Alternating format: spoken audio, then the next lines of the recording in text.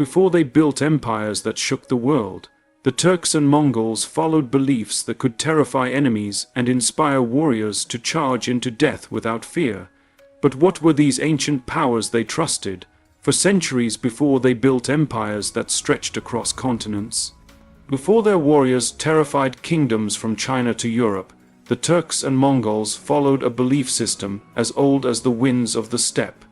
It had no temples, no sacred books, and no formal priesthood, yet it shaped their identity more deeply than any later religion ever would. This ancient world is known today as Tengriism, but for the steppe peoples it was not a religion in the way we think of religion. It was simply the truth of existence. It was the way the world worked, the invisible order behind survival, war, leadership, and destiny. At the center of this world, stood Tengri, the eternal blue sky. Tengri was not a god with a face or a body. No murals depicted him, no statue represented him, no temple housed him. Tengri was the sky itself, the vast, endless, unbroken blue that stretched above the steppe like an eternal witness. To the nomads, the sky never lied.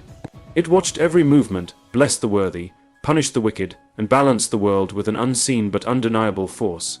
The Khans who ruled the steppe believed their power came directly from Tengri. Victories in war were signs of his approval. Defeats were warnings that something in the world had fallen out of harmony. When the ancient Gokturks carved their Orkhon inscriptions, they declared boldly that heaven itself had chosen their ruler. Many centuries later, when Genghis Khan rose from obscurity to unite the tribes, he believed it was Tengri's will. His followers believed it too. To them, his improbable success, from a starving, abandoned boy to the ruler of the greatest land empire ever known, was not luck. It was the sky fulfilling destiny. But Tengri was only one part of their spiritual universe. The world beneath the sky was alive with countless spirits, the spirit of mountains, rivers, trees, valleys, and every force of nature.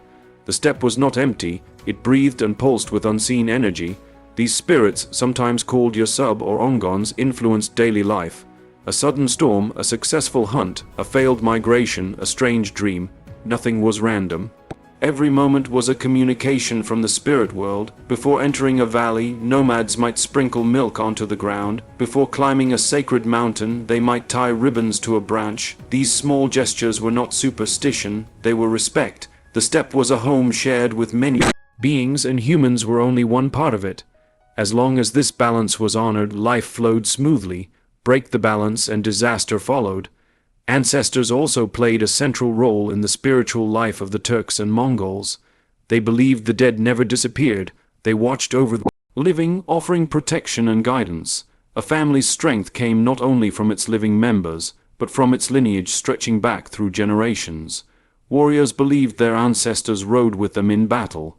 Mothers prayed to their ancestors for the safety of their children. Leaders claimed legitimacy through the spiritual prestige of their ancestors. Bloodlines mattered deeply, not just politically but spiritually. When Genghis Khan united the tribes, he did more than forge alliances. He unified traditions of ancestry and respect that ran deep in steppe culture. To follow him was to follow the will of both heaven and the spirits of one's forefathers. To connect with the unseen world, steppe societies relied on spiritual specialists, shamans. The shaman, called a kam by the Turks or a bo by the Mongols, was not a priest but a mediator. He or she traveled between the physical world and the invisible realms through trance, rhythm, and ritual. Shamans healed the sick, interpreted dreams, guided souls after death, and purified warriors before battles. Their clothing carried symbols of power, feathers for flight, iron for protection, antlers for strength. Their drums were believed to be mounts for traveling between worlds. When a shaman entered a trance, it was said their soul left their body and soared upward to speak with heavenly spirits, or descended into the underworld to retrieve answers. Even the most powerful rulers respected shamans. Genghis Khan consulted them regularly. Turkic leaders did the same. In a world without written laws and organized clergy, shamans were guardians of spiritual order. Yet unlike religions that focused on morality, salvation, or strict rules, Tengriism was deeply practical. It reflected the harsh, unpredictable life of the steppe. A nomad's survival depended on weather, grazing lands, healthy herds, and safe travel. Their belief system was shaped by this reality, flexible, adaptable, and rooted in the rhythms of nature. Prayers were less about personal salvation and more about survival, harmony, and success. A peaceful migration, a healthy winter, a favorable wind, a victorious battle. These were the true spiritual concerns. Their faith did not demand devotion to temples or sacred texts. It demanded awareness, respect, courage, and balance. It was a religion built for a life lived on horseback, under the open sky. Before the Turks embraced Islam, and before the Mongols adopted Buddhism, Islam, or Christianity, they were deeply shaped by this ancient, powerful world view. Tengriism forged warriors who believed they were part of a cosmic order, leaders who felt chosen by heaven, and society united by shared respect for nature, ancestors, and destiny. It was the invisible engine behind the rise of two of the most influential cultures in world history. The Turks and Mongols may have adopted new religions over the centuries, but the echoes of this ancient faith never disappeared. It remained in their customs, their values, their rituals, and their understanding of power and fate. To understand their empires, their ambitions, their unity, and their unstoppable will, you must first understand this. Before they conquered the world, they conquered the invisible world. Before they ruled with armies, they ruled with belief. And before history knew their names, the eternal blue sky had already chosen their path. While Tengri ruled as the supreme force of the heavens, and the spirits of nature filled the world with invisible presence, the daily spiritual life of the Turks and Mongols was shaped by rituals that were both simple and profound. These rituals were not performed to please gods in temples, nor to follow written commandments, but to maintain harmony in a world where everything, the wind, the rain, the animals, the ancestors, played a role in survival. Life on the steppe was fragile. A single harsh winter could wipe out a tribe. A sudden storm could destroy a migration route. An unhealthy herd meant starvation. In such a world, understanding signs, omens, and rituals wasn't optional, it was necessary. One of the most important rituals was the offering of milk, kumis, or water to the sky and the spirits of the land. When a nomad poured a few drops onto the ground before drinking, it was more than courtesy, it was a reminder that humans borrowed the land, not owned it. To the steppe peoples, generosity towards the spirits ensured generosity in return. This ritual, simple and universal, could be seen anywhere on the steppe, at campsites, before meals, at the beginning of journeys, or even moments before battle. A warrior might sprinkle milk onto the earth before mounting his horse, silently asking Tengri for clarity and favor. Fire held another sacred place in their worldview. It was considered pure, a gift from heaven, and a bridge between worlds. Fire offered warmth, protection, and light, but more importantly, it connected the living to the spirit realm. To step over a fire was a sign of purification.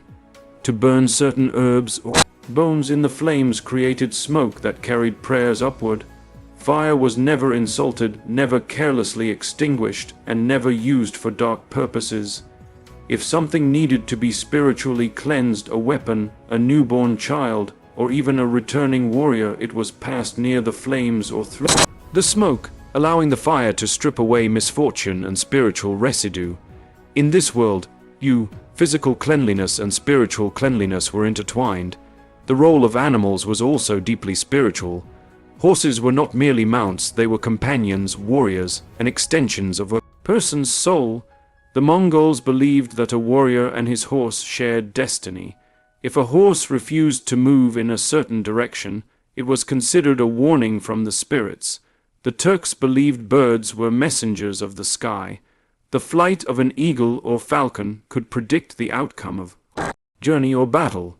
Wolves held special importance. Many Turkic tribes trace their mythical origins to a she-wolf, seeing the animal as a symbol of endurance, leadership, and divine protection. Even Genghis Khan's clan, the Borjigin, claimed descent from a blue wolf and a deer, powerful symbols of sky and earth. Dreams mattered immensely. A dream was not just a collection of thoughts or images, it was a message. If a man dreamt of his ancestors, he might seek a shaman to interpret whether it was a blessing or a warning. If a Khan dreamt of fire or storms, the meaning could determine military strategy. Even the timing of dreams mattered. Dreams seen before dawn were considered especially powerful. Great leaders often attributed major decisions, alliances, migrations, battles to dreams interpreted by shamans. To the steppe peoples, the mind was not separate from the spirit world. It was the doorway to it. Shamans guided the tribe through these spiritual complexities. Their rituals could be dramatic chanting, drumming, burning herbs, wearing masks or feathers, but these actions were believed to open pathways between the visible and invisible worlds.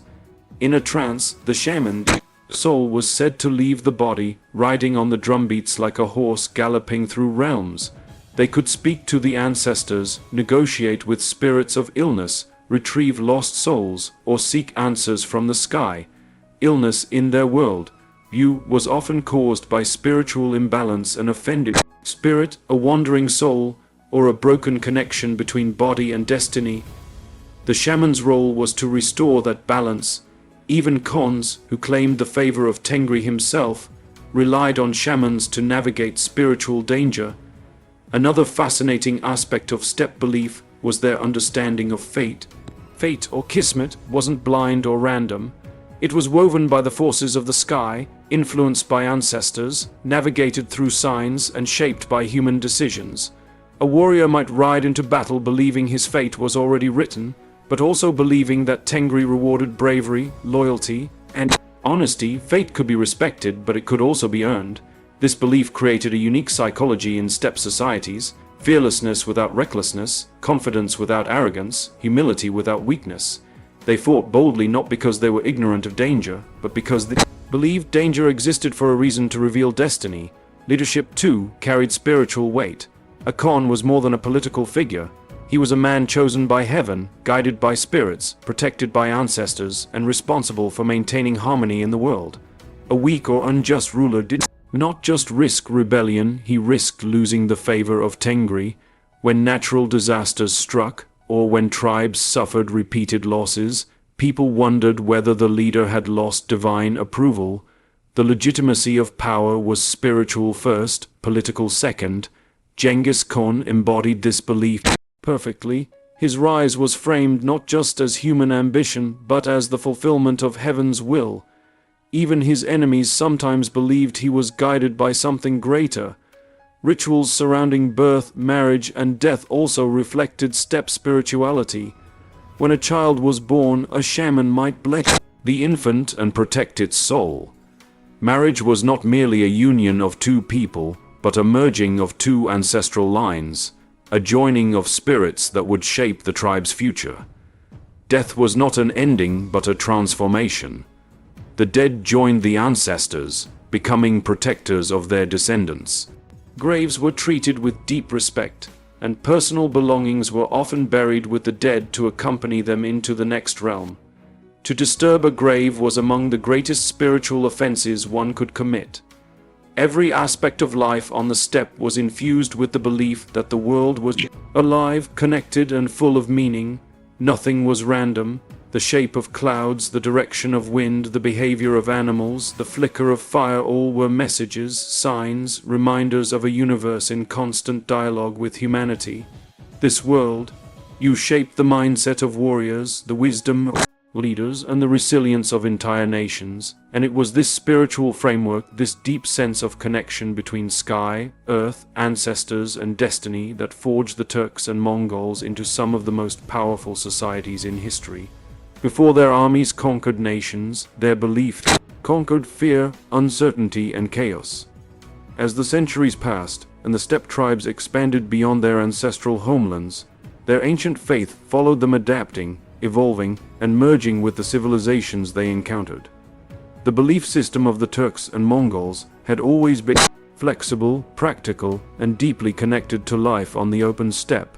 But when these nomads built settled empires, conquered cities, and interacted with major world religions, their spiritual landscape shifted in ways that would transform history. Yet even in transformation, the core world, the sky, the ancestors, the spirits, the harmony of nature never fully disappeared. The Turks were among the first to undergo a major spiritual transition. As they migrated westward, interacting with Persians, Arabs, and Central Asian cultures, they encountered powerful religious traditions such as Buddhism, Zoroastrianism, and eventually Islam. At first, their adoption of new ideas was selective. They borrowed practices, incorporated symbols, and experimented with new cosmologies without abandoning the essence of Tengriism. For example, early Turkic inscriptions mix references to Tengri with Buddhist expressions, showing how natural and unforced this blending was. To the nomads, truth wasn't exclusive.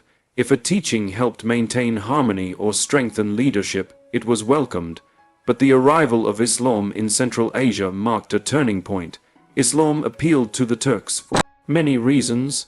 Its emphasis on justice, unity, moral discipline, and community suited the political needs of emerging Turkic states. Conversion was rarely sudden. It took generations. Steppe customs, rituals, and values gradually merged with Islamic beliefs, creating a unique Turkic Islamic culture that would later define empires like the Seljuks and the Ottomans. Even after conversion, however, traces of Tengriism remained. Respect for ancestors, belief in fate, reverence for nature, and ideas like sacred leadership persisted beneath the new religious layer. Many rural communities continued rituals that predated Islam by centuries. Even today, some traditions such as tying ribbons to sacred trees or offering milk to nature trace back to this ancient world. The Mongols followed a similar but more complex spiritual journey. When Genghis Khan united the tribes, he did not impose a single religion. Instead, he reinforced old steppe beliefs while allowing complete religious freedom. His empire became a mosaic of faiths: Buddhism in the east, Islam in the Turkic lands, Christianity among some Nestorian tribes, Taoism and Confucianism in China. Mongol rulers saw spiritual diversity not as a threat but as a strength. They believed harmony among religions reflected harmony under heaven, but their core identity remained rooted in Tengriism. Genghis Khan's laws invoked the eternal blue sky. His victories were seen as signs of divine favor, and his clan's origin mission, the Blue Wolf, continued to define Mongol destiny. After the death of Genghis Khan, however, the Mongol Empire began to transform spiritually. Different branches adopted different religions. The Golden Horde embraced Islam after the reign of Ozbeg Khan. The Yuan dynasty in China supported Tibetan Buddhism. The Ilkhanate experimented with Buddhism, Christianity, and Islam before eventually converting to Islam. But these conversions never fully erased the old beliefs. Even Mongol Muslims continued practices rooted in the steppe, such as ancestor reverence, nature rituals, and shamanic healing. Mongol Buddhists, too, blended Lamaist teachings with ancient sky worship and shamanistic elements. Just like the Turks, the Mongols carried their spiritual DNA wherever they went. This blending of traditions created something remarkable, a continuity of identity that survived even as religions changed. The steppe world viewed the belief in harmony with nature, the sacredness of the sky, the legitimacy of leaders as heaven's chosen, and the importance of ancestral lineage shaped every empire they built. It shaped the Seljuks as they marched into Anatolia, the Timurids as they forged a new order in Central Asia, and the Ottomans as they grew into one of the greatest empires in the world. It shaped the Mongol Khanates as they ruled vast territories, blending local beliefs with steppe traditions. It even shaped diplomacy, governance, and warfare. For instance, Mongol tolerance for other religions came directly from steppe cosmology, a belief that the sky was vast enough to accommodate many paths. Likewise, the Turks' respect for leadership and military discipline emerged from ancient ideas of sacred kingship and spiritual hierarchy. Another powerful legacy of steppe belief was their attitude toward fate and ambition. The idea that destiny was written in the sky inspired confidence and unity. It produced leaders who believed themselves guided by a higher force. Genghis Khan famously said he was the instrument of Tengri, expressing a sense of mission that transcended personal power. Turkic rulers, too, believed their mandate came from heaven. This belief shaped their political legitimacy, their diplomacy, and their military daring. Empires rose not just through physical strength, but through spiritual conviction, through a world view that saw expansion, conquest, and unity as part of a cosmic plan. As time went on and steppe societies became more urbanized, more literate, and more integrated into the global religious landscape, their original faith transformed from a living system into a cultural memory. But it never died. In remote areas of Mongolia, Siberia, and Central Asia, shamanism survived into modern times.